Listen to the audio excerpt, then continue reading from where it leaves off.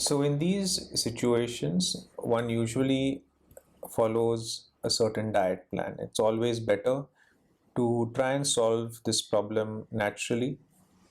And for that, one has to understand, why does a woman really get PCOS? Now, normally, the Indian woman especially is used to a diet which is fairly balanced in carbohydrates, proteins, fats, and she has been used to this for generations. Usually our grandparents, our grandmoms, and relatives even before that used to have chapatis, rotis, vegetables, fruits, used to be a very common part of one's diet. Unfortunately, because of westernization, especially in cities and now of course even in small towns, one is sort of fed or unknowingly force fed a very unhygienic and a very poor nutritious diet. This could be even burgers, very high amounts of fats, oils, and unhealthy quantities are consumed every day. So this usually causes accumulation of fat, and that fat unfortunately produces excessive hormones and causes imbalance in hormone levels. So in order to correct this, it is best to do it naturally, that is by diet and exercise. Now the diet plan that I am recommending, and usually I recommend to my patients, is a fairly easy plan to understand, and I don't really force anybody to take this at one step in time. It can be done in multiple steps and sort of adopted gradually, and then of course adapted as per the woman's likes or requirements. So we start with the basic, the structure of the plan is to have small quantities and at more frequent times during the day. So I first, of course, recommend a fairly light breakfast, and this breakfast is fairly balanced. So avoid very high calorie foods and high fatty foods.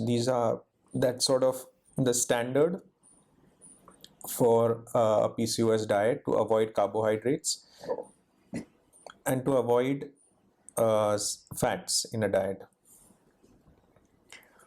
Now, when one has a breakfast, one can even the fruits, for example, should not be the high calorie fruits or very sugary fruits like mangoes.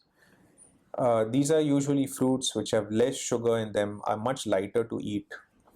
For instance, apples, peaches, pears are not very sugary and are not very sweet, but they are fruits that one can get full on quite easily. The next, one can have tea or coffee, whichever one she prefers, but without sugar. You can use certain sugar substitutes, but a good option is not to have at least the white sugar. Try to have either brown sugar, or try to add some honey, natural sugars to your tea or coffee. After this, one can, if one still is hungry, one can either have upma or oats. This usually is not taken with any sugar or any oils. It is just had as it is, maybe with boiling water. After a couple of hours, before lunch, so this is between breakfast, which is about maybe 8 or 9 o'clock, and about lunchtime, which is about 1 to 2 o'clock. Between this time, it is important to have a very short snack around 10, 11 o'clock. And this usually is done to prevent one from binging at lunch, because one usually sees that if one is fasting for a long point in time, one usually eats a lot at lunchtime, and usually at lunchtime we go for the things that are the tastiest, and these are the ones which are fatty or very sweet.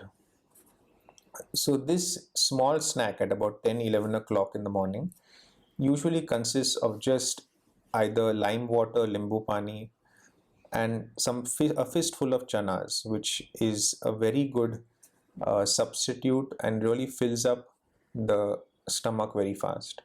So one will have that feeling of being full, as well as you have something to drink, that is limbu pani, which is just a salted limbu pani, or you could even have a chas instead of a sweet lassi. So just small changes can make a big difference to how many calories one consumes. Then we come to lunch, and in lunch, the important point about lunch is that one has to control the quantity. Now in this we have about two rotis. It could be either bajri or jawar roti, will be better. Then one can have some vegetables, which is usually could be boiled or very stir fried vegetables can be used. Deeply fried, avoid it. And the third thing is one could have a dal, which most of us have, and a salad without really any rice to accompany these. Just have a plain salad. You could even put a little bit of dressing, and this usually try and fill up on the good things in this diet plan. Again, after about 1 or 2 o'clock at lunchtime, between lunch and dinner, which might be between 8 or 9 o'clock, one can have a short snack again about 4 or 5 o'clock in the evening. And this short snack is really meant to keep yourself full. Now this again, you could have a small drink. It could be limbu pani, or it could be a non-sugary drink like chas, and it could be some nuts, olives, a fistful of chana, some upma could also be, or a fruit, which will help keeping you full. Then finally, one shouldn't eat anything from outside. And finally, at dinner time, one has to enjoy the meal because it is the last meal of the day. Have stir-fried vegetables, have proteins of your choice. You could even, if you're a non-vegetarian, you could have the white chicken. It's also advisable not to really have very fatty meats or the fat of a meat. One could have, tofu, dahi, which is a lot of my patients get full having dahi. But avoid dahi, which is, sort of made from outside, which is preserved. You could try and make dahi at home. And have, a soup is a very useful thing to have at dinner time. You can have extra quantities of it. A good vegetable soup can really fill you up. Finally, a fat-free yogurt or an ice cream, which really is not very sweet, can be had on some days if one really wants that sweet tooth. But if one really wants a sweet, one really should go for a fruit rather than a preserved sugary item that is there in most of the restaurants or even in shops.